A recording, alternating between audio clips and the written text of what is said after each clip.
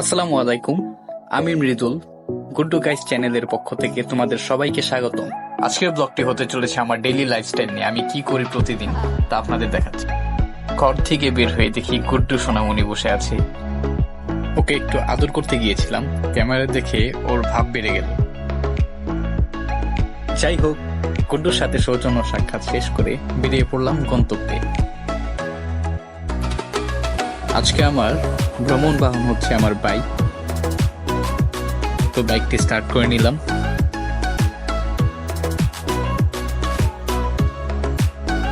তো এখন আমি বের হচ্ছি।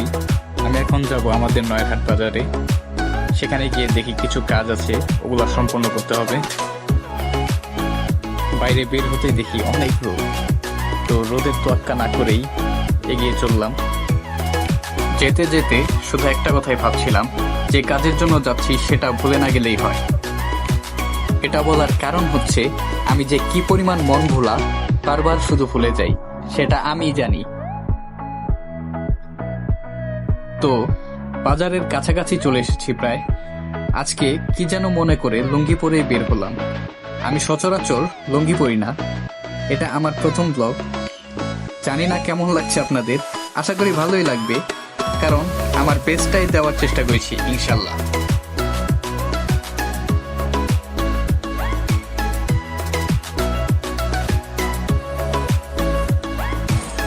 চলে এসেছি আমার গন্তব্যস্থানের প্রথম জায়গায়।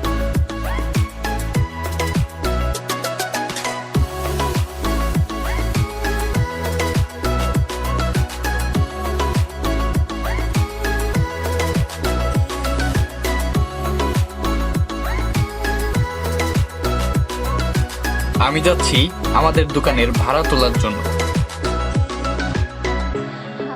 গিয়ে দেখি দোকানদার সাহেব বসে আছেন। তাকে আমি দাদা বলেই ডাকি। দেখছি ওনার দোকানের কাস্টমার ছিল, যার জন্য তিনিও ব্যস্ত ছিল। তাই ভাবলাম এখন তাকে ডিস্টার্ব না করে আমি আমার অন্য কাজগুলো সেরে আসি।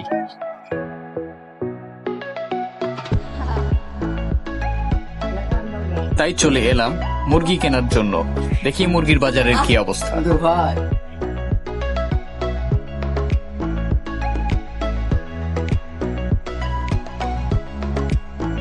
মুরগির দোকানের পাশেই হচ্ছে আমাদের মাছের আড়ত। তারপর মুরগির দাম জিজ্ঞাসা করলাম। দাম শোনার পর মাথায় এলো বাজারের অন্য দ্রব্যের মূল্য একদম আগুন, কিন্তু কিছুই করার নেই, কারণ সমাজের সবাই চুপ।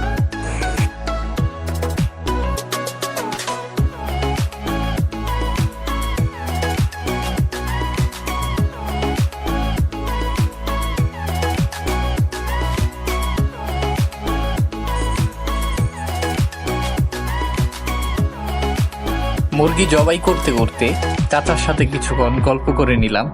চাচাটা খুব মজার ছিল।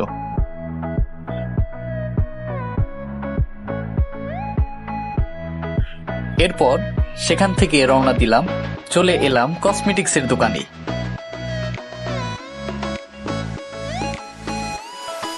কোনটা রেখে কোনটা নিব কিছুই বুঝতেছি না। মজা করলাম বন্ধুরা। তো যাই হোক, নিয়ে নিলাম আমার প্রয়োজনীয় জিনিসটা।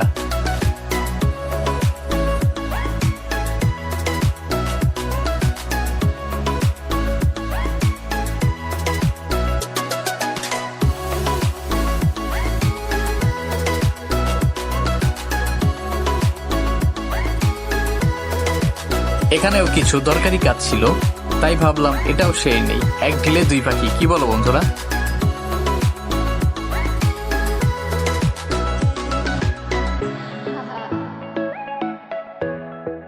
তো সব কাজ শেষে এবার রওনা হলাম বাড়ির দিকে।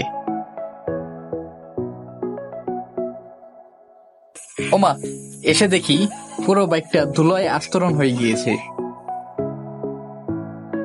কোন রকম ফুফা দিয়ে ঝেড়ে নিলাম। চলো এবার যাওয়া যাক। রিক্সা সাইড দাও, একটু যাইতে দাও আমাকে। ও, আবার তুমিও চলে এসেছো। যাও যাও, এই যে ঘুরিয়ে নিলাম। যাই,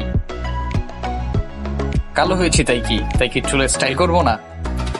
চলে একটু স্টাইল মেরে এগোচ্ছি। আমার ডাইন সাইডে দেখতে পাচ্ছেন সুন্দর বংশাই নদী। প্রাকৃতিক দৃশ্য অনুভব করতে করতে আমরা এগিয়ে চলেছি বাড়ির দিকে। হঠাৎ করে টের পেলাম আকাশটা মেঘাচ্ছন্ন। এই বুঝি ঝুম বৃষ্টি নামলো। তবে দেখা যাক বৃষ্টি নামে কিনা, মনে তো হচ্ছে নামবে না। তো বন্ধুরা, কেমন লাগলো আমার ব্লগটি? আশা করি সবার কাছে ভালো লেগেছে। যদি ভালো লেগে থাকে তাহলে অবশ্যই চ্যানেলটা সাবস্ক্রাইব করে লাইক, কমেন্ট ও শেয়ার করে পাশে থাকবেন। ধন্যবাদ। তো আজকের জন্য এইটুকুই। সবাই সুস্থ থাকুন, ভালো থাকুন। আল্লাহ হাফেজ।